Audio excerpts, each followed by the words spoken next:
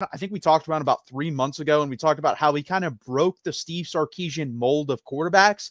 Yeah. And I think he's going to end up at either Texas Tech, Texas A&M, or Texas. I fully believe that. I think he's probably going to end up being the number one ranked quarterback in next year's class as well. So can Texas repeat on back-to-back number one quarterbacks? Basically 3 out of the last 4 years. If we're able to land them, we'd have 3 at the top, or 3 number one quarterbacks. That'd be really impressive. What do you think about Kavian Bryant's recruitment? And then what do you think, we'll go back to the original question we did a couple months ago. Like, is there a new mold Steve Sarkisian is trying to get of his quarterback? Yeah, I don't know if it's a new mold, but I think you're going to see fewer and fewer like pure pocket quarterbacks being among the elites, right? We're past the statues, the old school Mannings, right? The Peyton and the Eli Mannings of the world. I think they're probably not going to be, unless they're transcendent kind of arm talent kind of kids, you're not going to see that happen anymore. I mean, Kavian Bryant honestly feels very much like your old school, like true dual threat kind of quarterback. He's a 3-sport star, like track, basketball, so an explosive athlete as well. Passed for like 27, 28. I don't remember. The number was ridiculous, and then ran for another 700. So like he's a like true dual threat, not like the old school kind of, they play quarterback, but it's a running kind of guy. He, again, like you said off the top, he is more of a pure athletic runner than I think you typically see with Sark.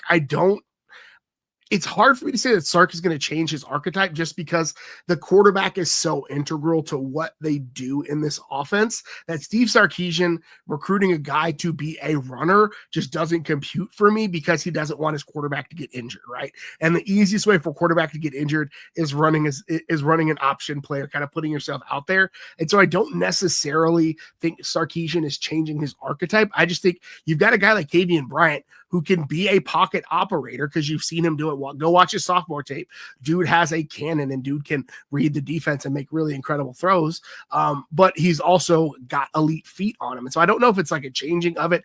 I just think you've got a kid in Palestine who's an in-state kid who's an elite level at both of those things. And so why not go after him? I'm curious to see if he's willing to come to Texas because of the Diabell of it all, right? I don't know what that's going to look like for him. I mean, those kids generally aren't afraid of competition, but also, I'll just go ahead and say, like, if a Texas A&M or a Texas Tech is paying top dollar for his services and has a quicker path to the field, then I get it why he would go there. So I think those are two very different conversations, but ultimately I love his game. He's the kind of kid that like I drool over at quarterback. I love his game. He's an elite kind of kid, but him coming to Texas, I think I would probably put Texas third in that pecking order just simply because of the Diabell of it all. I think that's probably the thing in the back of my mind.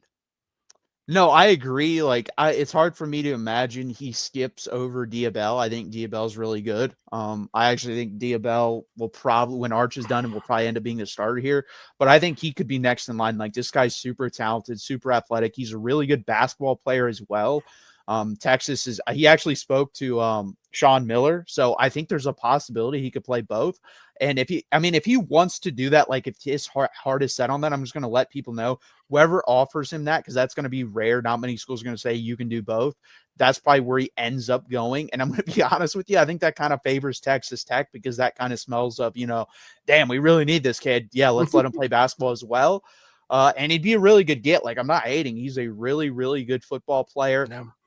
And true dual threat, in my opinion, super athletic guy, can do it all. His throwing motion is a little bit weird, but nothing that can't be fixed. But a super talented kid, and he's in a family full of athletes. Like, all of his parents both played, I believe, collegiate sports, and then he has like two brothers that are already being recruited. One's in 8th grade. So this kid's comes from a really good athletic background. They take it super seriously. They're doing like crazy stuff and talking about, instead of, reading books at night about certain things, they're talking about reading books about how to make yourself a better athlete. That's like one of the things they do. So very athletic family. And I think I agree. It doesn't break the mold because in Sark's system, you're going to have to be precise with the football. You're going to have to be accurate with the football. You're going to have to make quick decisions, get the ball out quickly in certain aspects, certain times. And that's what he's going to want. But does he want a statue? No, he does not want that. And I think, honestly, Quinn Ewers, probably hurt that case. You kind of watched him and saw, damn, he gets hurt a lot because, he's not really able to outrun defenders. And he kind of has to sit in the pocket and take those hits. And also, it kind of takes stress off your offensive line. Your offensive line doesn't have to be perfect with that guy sitting back there for 3, 4, 5 seconds instead of him scrambling around, which is really hard on the defense as well. Yeah, it allows a lot of things. Again, when you hear me talk about actual X's and O's of football, right? It's all a numbers game. And so if your quarterback can run, that's another number you have to account for. It's another defender that you have to account for. And so it swings some of the mathematical favor back in the offense's direction. So again, that's why I think the offense will look pretty different with Arch Manning back there, because Arch Manning does have the wheels that he gets from, his parents. He got it from his mom, but whatever. And I think, again, having a kid like Kavian Bryant back there, who I think could operate the offense from the pocket like Steve Sarkisian really prefers, but ultimately break defenses down with his feet if things go sideways, is a plus thing, right? Especially the SEC defenses are going to be good. They're going to get after the quarterback. You're going to need to be able to show some escapability, to step up in the pocket. And really, when a guy like Kavian Bryant steps up in the pocket, it creates an extra level of tension for a defense, right? Because is he stepping up to make time to throw, or does he see a crease, right? And so everybody's eyes kind of get a little bit poorer in that moment. So I would love to have a kid like Kavian Bryant. I think Diabell brings some of that. I think KJ Lacey brings some of that. I don't think either of them are as elite of runners as Kavian Bryant is. I think Kavian Bryant is a true dual threat, whereas I think Diabell and KJ Lacey both can move a little bit, is the way I'll say it. Ultimately, I think, again, I don't think it's breaking the mold at all, because I think Kavian Bryant has this skill set as a quarterback to run the offense, the arm strength, the ability to read defense, the ability to make the right choices. But I think he has an added layer of athleticism that makes things even more fun for a guy like Steve Sarkisian, who likes to stress out defensive coordinators. No, I agree with that 100%. Like, I think Sark wants as many avenues opened up for him as possible. Especially in this day and age and the way football is played. So I completely agree with that. And it's going to be interesting. Like I said, Texas wants this done early with their quarterback. We've seen that under Steve Sarkisian. Usually it's like one of the first 2 to 3 kids in the class. We got Diabell super early. He sticks with us. And I think that's the thing too. They give a pretty big offer right away because they want that thing done. So we're going to probably know by the end of this year who our quarterback is going into next year's or 2 years class. So it's going to be interesting. I don't know who it's going to be at this point. Right now, Kavian Bryant seems to be the big name thrown out there, but it's early. But again, they kind of want this done early. Yeah, and you got to, when you have an in-state kid like that at a school like Palestine, it's not from, he lives in Palestine, he's at Westwood, so don't get at me in the comments. I know he's at Westwood, it's in Palestine.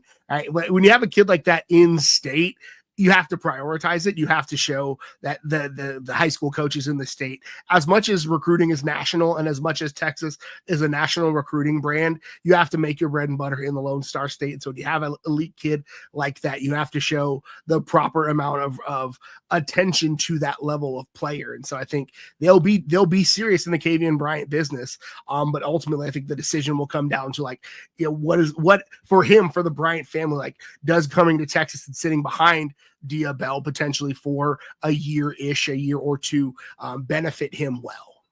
Yeah, 100%. And that's the thing too. It's all about waiting. I think Diabell's fine with waiting, and I think that's because of who his dad is. I think Arch Manning was fine with waiting because of who his family is.